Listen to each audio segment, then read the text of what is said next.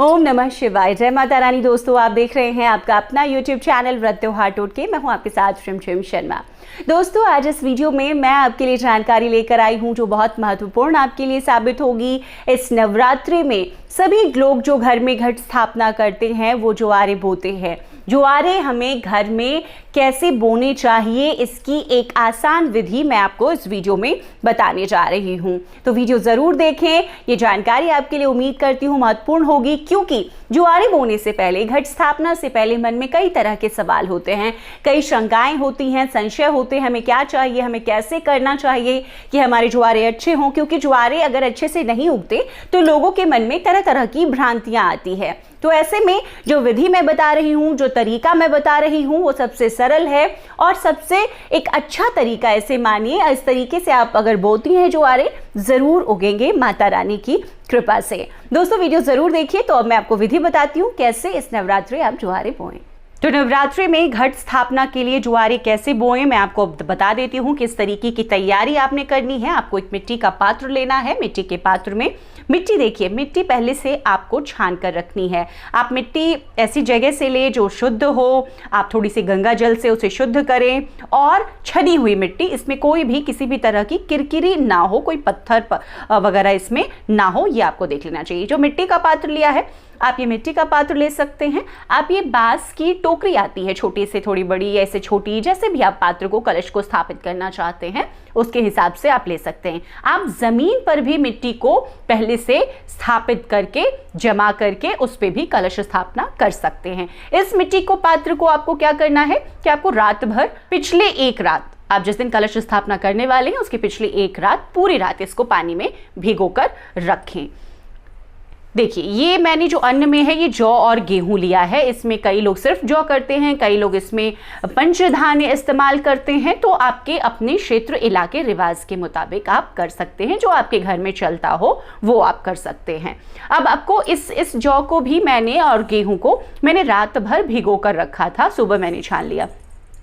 ये देखिए, जब मॉइस्ट रहता है तो ये जल्दी अंकुरित हो जाता है। इसीलिए इस तरह से मिट्टी को जरूर भिगोएं, जौ को जरूर भिगोएं। जो भी 5 धान्य आप कर रहे हैं, 5 धान्य को भी आप भिगो कर रखें और फिर ज्वारे लगाएं। देखिए, तरह तरह की मन में भावनाएं होती हैं कि हम कैसे लगाएं तो हमारे ज्वारे अच्छे से हों, और लोग तरह तरह की उसके मन में शंकाएं होती है अगर ठीक से ज्वारे नहीं आते हैं। तो इन चीज़ों का हमें खास ख्याल रखना होता है। देखिएगा, माता रानी की कृपा से आपके ज्वारे भी इस साल खूब अच्छे उगेंगे। सबसे पहले मिट्टी की एक लेयर मैंने इसमें लगा दी है। उसके पहले थोड़ी हम इनकी भी पूजा कर लेंगे। पात्र पे आपको शुभता के लिए एक निशान बनाना चाहिए, स्वास्तिक का, ओम का। ये सब शुभता की निशानियां हैं, तो आप इस पात्र पर भी जरूर बनाएं। तो आप इसके लिए रोली कुमकुम का इस्तेमाल कर सकते हैं और एक स्वास्तिक का निशान आप बनाएं। मैं भी एक स्वास्तिक का निशान बना रही हूं। बड़ा, छोटा, जैसा आप चाहें आप बना लें।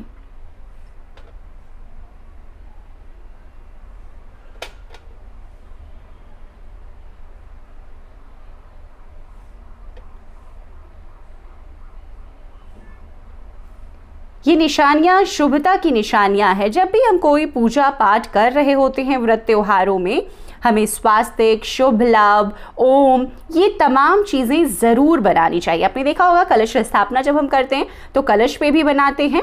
हम घट स्थापना कर रहे हैं, इस पे, इस मिट्टी के बर्तन में ज्वारे उगा रहे हैं, तो इसमें भी बनाइए। ये 4 जो बिंदियाँ होती हैं, ये आप ज़रूर दीजिए। ये जो इसका स्वास्तिक का, इसको हल्का सा आपको एक मोड़ देना होता है कोने पे, तो ये भी आप जरूर कीजिए। कई लोग ऐसे मानते हैं कि कभी भी हम कोई शुभ निशान बनाएं तो उसे बांध दें, शुभ लाभ बनाकर भी और फिर स्वास्तिक बनाकर भी। तो आप ऐसा भी कर सकते हैं और आप चाहें तो ऐसा नहीं भी कर सकते हैं, ये आपके ऊपर है। देखिए, हम सभी चाहते हैं पूजा पाठ करें तो हमारे घर में शुभता आए, माता रानी की कृपा बनी रहे। तो इस तरह से एक स्वास्तिक का निशान बना दें। आप चाहे तो ओम का निशान बना सकते हैं, आप चाहे तो एक और स्वास्तिक का निशान आमने सामने बना सकते हैं। तो मैंने इस तरह से एक निशान बना लिया है इस पे। अब इस पे एक लेयर पहले मिट्टी मैंने इसमें लगा दी है। हल्की सी गीली मिट्टी है, ये इतनी नहीं जिसमें कि पानी हो। आप देख रहे हैं ये भुरभुरी सी गीली है, इसको भी अच्छे से तैयार करना होता है। इस पे एक लेयर ये जौ और गेहूं की मैंने डाल दी। अब ऐसे हमें 2 बारी और करना है, मतलब 3 लेयर कम से कम रहना चाहिए। तो आप इस पे एक फिर मिट्टी की लेयर डालें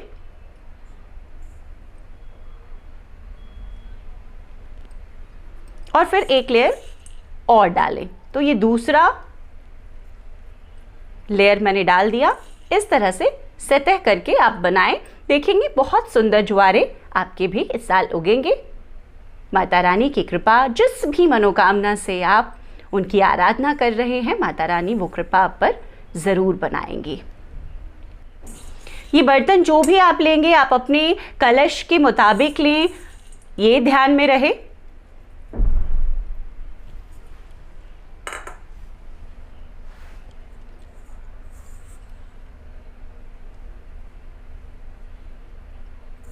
अब इसमें हमें क्या है कि हर दिन थोड़ा थोड़ा, जब भी हम माता की पूजा कर रहे होंगे तो इसकी भी पूजा आराधना आपको करनी है। हर दिन 9 दिन आपको, 90 दिन आप हवन करते हैं या 8वें दिन हर दिन करनी है। तो आप थोड़ा थोड़ा सा इसमें भी जल का छिड़काव जरूर करते रहें। तो इस तरीके से ज्वारे बोए जाते हैं और इसके बाद इसी पर हम कलश स्थापित करते हैं। हल्का हल्का पानी जैसे मैंने कहा आप जरूर छिड़के और देखेंगे ज्वारे खूब सुंदर उगेंगे। तो इस तरीके से मैंने इस मिट्टी के पात्र में ज्वारे बो दिए हैं। दोस्तों, जब भी हम ज्वारे बोते हैं नवरात्र के पूजन में, माता की आराधना में, तो जहाँ भी रखते हैं आसनी, हर पूजा में इन ज़रूरी चीज़ों की बहुत ज़रूरी है। तो आप आसनी में कपड़ा दे सकते हैं, मैंने यहाँ पे लाल कपड़ा बिछाया हुआ है, और आप इस पे शुभता की निशानी अष्टदल कमल, जब भी हम कलश स्थापना करते हैं, जब हमको ज़मीन पर कर रहे होते हैं तो भी हम अष्टदल कमल बनाते हैं। अभी हम मिट्टी के पात्र में ज्वारे बोकर उस पर कर रहे हैं, फिर भी हमें एक अष्टदल कमल छोटा सा बनाना चाहिए, क्योंकि हम उस पे इस पात्र को रखेंगे, इसलिए हम यहाँ पर एक छोटा सा अष्टदल कमल बना लें। कलश स्थापना जब भी आप करेंगे नवरात्रों में, घट स्थापना, आप ध्यान देंगे कि आपको करना है माता के दाहिनी तरफ। माता विराजमान है और दाहिनी उनके हाथ की तरफ आपको करना है। आप चाहें तो आगे अगर जगह है तो आप आगे माता के दाहिनी तरफ में कर सकती हैं। मैं यहाँ पर साइड में करके आपको दिखा रही हूँ। तो सबसे जो आसान विधि है अष्टदल कमल की, उस विधि से मैं बना दूँ छोटी सी, आप भी बड़ी आसानी से बना सकती हैं, इसमें कुछ ज़्यादा काम नहीं है। अब जो भी ये कोने निकले हैं उसको आपको मोड़ देना है।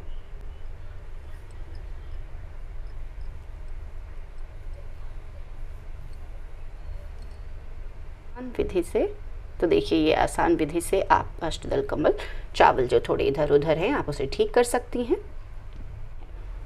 बस हमें देखना ये है कि हमें ज़मीन पर कभी भी नहीं लगाना है।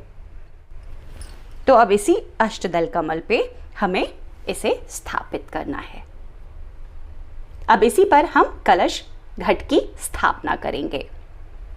तो देखा दोस्तों, बहुत ही कम समय में, समय के अभाव में, अगर आप कामकाजी हैं, बहुत ज़्यादा तामझाम नहीं कर सकते, बहुत सामग्री नहीं जुटा सकते, लेकिन कुछ सामग्रियों के साथ अगर आप घर में घट स्थापना करते हैं, इस सरल विधि से आप ज्वारे बोएं और देखेंगे आपके ज्वारे ज़रूर अच्छे उगेंगे और आपकी जो भी मनोकामनाएं हैं इस नवरात्र में माता रानी की कृपा से वो पूरे होंगे। वीडियो पसंद आए तो ज़रूर लाइक कीजिएगा। इसी तरह की बहुत सारी जानकारियाँ नवरात्र से जुड़ी हुई मैं आपके लिए हर रोज़ लेकर आ रही हूँ। अन्य जानकारियों के लिए भी आप मेरे YouTube चैनल व्रत त्योहार टोटके पर अन्य वीडियोस देख सकते हैं। किसी भी तरह के और अन्य सवाल हैं वो आप मुझसे कमेंट बॉक्स में कमेंट कर पूछ भी सकते हैं। वीडियो पसंद आए तो ज़रूर लाइक कीजिए। इसी तरह की जानकारियों के लिए चैनल के साथ बने रहिए। चैनल पर नए आए हैं तो चैनल को सब्सक्राइब कीजिए, नोटिफिकेशन के लिए बेल बटन ज़रूर दबाइए। वीडियो देखने के लिए आपका बहुत बहुत शुक्रिया।